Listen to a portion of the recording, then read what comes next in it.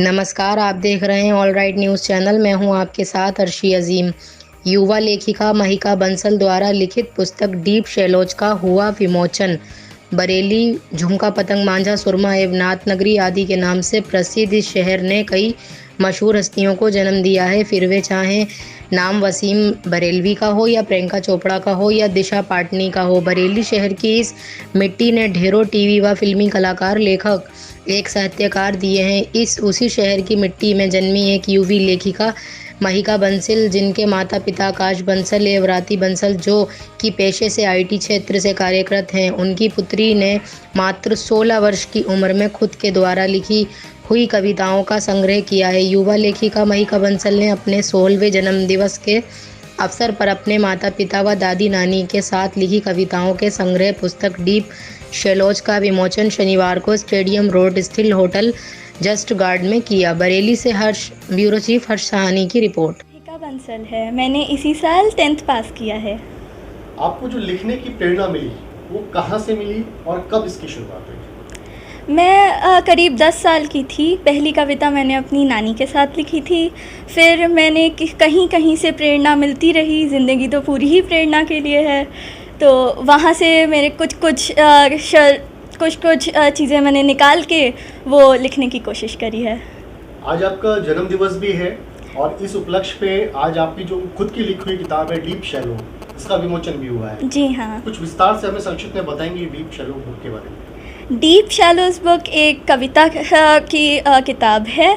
Deep shallows इसका नाम इसलिए रखा गया है क्योंकि हमें सबसे छोटी छोटी चीज़ों में गहराइयाँ ढूंढनी चाहिए, इसीलिए डीप शैलोज। हर चीज़ में गहराई है, अगर ढूंढेंगे तो ज़रूर मिलेगी। कविताओं का जो संग्रह है आपका डीप शैलोज, कोई एक ऐसी कविता जिसने आपके दिल को बहुत करीब से छुआ, उसकी कोई 2 लाइनें? सारी कविताएं मेरी फेवरेट है। ये चूज़ करना बहुत मुश्किल है, लेकिन अगर सोचा जाए तो कोई भी कविता की 2 लाइन जो आपको पसंद हो। एक डीप शैलोज की पब्लिशिंग की अगर बात करूँ, जो भी कई प्लेटफॉर्म्स मैंने जैसा कि अभी देखा है, चाहे वो फ्लिपकार्ट हो, अमेजोन हो या और भी बहुत सारे प्लेटफॉर्म्स हैं, कहाँ से आपका ये पब्लिकेशन जो बुक आया है किसके द्वारा हुआ है और कहाँ ये अवेलेबल है? मेरी जो ये बुक है ये ऑरेंज बुक पब्लिकेशंस एक हैं छत्तीसगढ़ में, वहाँ से हुआ है।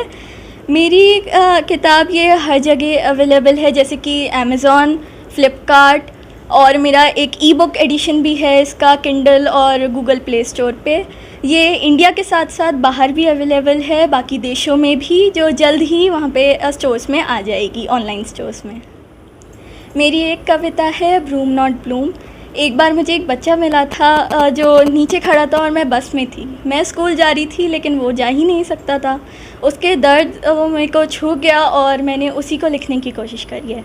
4 पंक्तियाँ उसकी कुछ ऐसे हैं। I was up in the bus and in foot he stood, willing to be like us if he could. मतलब कि अगर वो स्कूल जा सकता तो शायद मेरे साथ अभी वो भी बैठा होता स्कूल में। तो इसी बारे में है वो। भाई का कुछ अपने बारे में आप बताइए, क्या आपकी फ्यूचर प्लानिंग है, क्या आपने सोचा हुआ है इसके साथ साथ? हाँ जी, मेरा जन्म स्थान तो बरेली है और मैं अभी 10वीं पास की है जैसे बताया। तो मैंने ह्यूमैनिटी स्ट्रीम ऑप्ट करी है, तो इसमें मैं अभी तक कुछ 100% तो नहीं है, लेकिन शायद मैं लॉ के लिए ही जाऊंगी।